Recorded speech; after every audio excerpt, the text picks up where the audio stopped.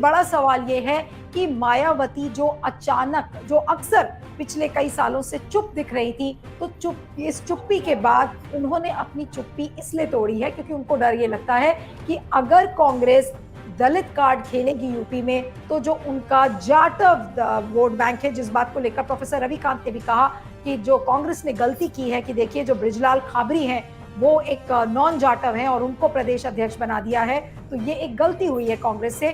तो मायावती को यही डर है कि जो जाटव वोट है वो कहीं खिसक कर कांग्रेस के पास ना चला जाए। मैं प्रोफेसर रविकांत के पास वापस जाती हूँ कि प्रोफेसर रविकांत, जो दलितों की जो राजनीति है, काशीराम जी ने जो एक शुरुआत की थी, उस शुरुआत को कहीं ना कहीं मायावती उन्होंने पीछे छोड़ दिया।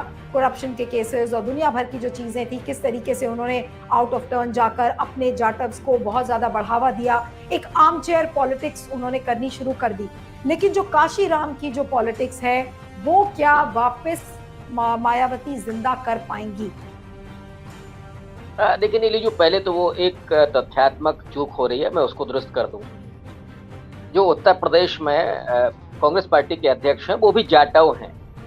मैंने इस बात को कहा कि चूंकि खड़गे साहब भी जाटव हैं, वहाँ माला जाति के हैं, तो अगर यहाँ नॉन जाटव वो लाते तो कांग्रेस को ज्यादा बेनिफिट हो सकता था। दूसरा, जो कांशीराम साहब की जो पूरी आंदोलन और राजनीति रही है, वो उन्होंने बहुजन के पॉलिटिक्स को, जिसे वह 1585 सीधा कहते थे, 85 में दलित, पिछड़ा, आदिवासी और अल्पसंख्यक, इन चारों को जोड़ करके वो सत्ता तक पहुंच की राजनीति कर रहे थे। मुझे याद आता है जब कांशीराम साहब ने अपने घर पर वो 22 पेज की चिट्ठी लिखी और ये संकल्प लिया कि अब मैं दोबारा लौट करके नहीं जाऊंगा।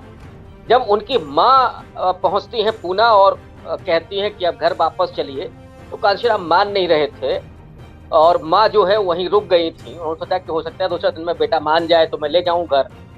रात में पढ़ रहे थे कांशीराम, तो कांशीराम की माँ ने कहा कि कशिया, बहुत रात हो चुकी है, अब सो जाओ। तब भी वो नहीं माने, तो फिर माँ झल्लाई और उसने पूछा कि ऐसा क्या लिखा है इन किताबों में जो तुम उठ ही नहीं रहे हो? तो कांशीराम ने जवाब दिया कि माँ, इन किताबों में सत्ता को पाने की कुंजी है, वो ताली है, इसे मैं खोज रहा हूं। और उस पत्र में जो आखिरी वाक्य था जो लिखा था उन्होंने अपने घर पे, कि मैं बाबा साहब के सपने को पूरा करने के लिए घर परिवार सब कुछ छोड़ करके जा रहा हूं और कभी आऊंगा नहीं, कोई नाते रिश्तेदारी में नहीं रखूंगा। तो कांशीराम ने अपना पूरा जीवन समर्पित किया इस समाज के लिए, जो 85% का जो समाज है, और उन्होंने बहुजन नायक नायिकाओं के इतिहास के जरिए पूरा सांस्कृतिक आंदोलन खड़ा किया।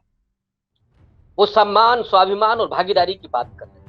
लेकिन जहां से बीएसपी खड़ी होती है वहां से थोड़ी दिक्कतें आने लगती हैं जब वो मायावती को लेकर के आते हैं।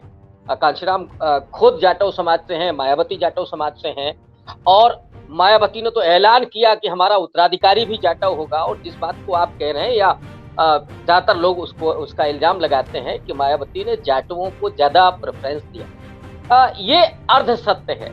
अर्ध सत्य मैं इसलिए कह रहा हूं कि जो मलाईदार पद हैं उस पर जरूर जाटव तमाम नेताओं को तवज्जो मिली, लेकिन जो आरक्षण है, जिसको जैसे बैकलॉग की भर्तियां की मायावती ने, या जो शुष्क शौचालय थे उसको नेस्तनाबूद करने का फरमान जारी कर दिया कि जिस घर में मिलेगा उस पर कार्रवाई होगी।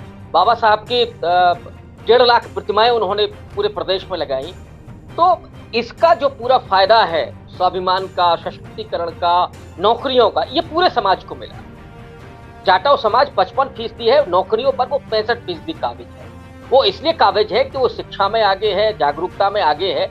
लेकिन जो और कमजोर जातियां हैं, 66 जातियां हैं यूपी में दलितों की, निश्चित रूप से वो पीछे रह गई।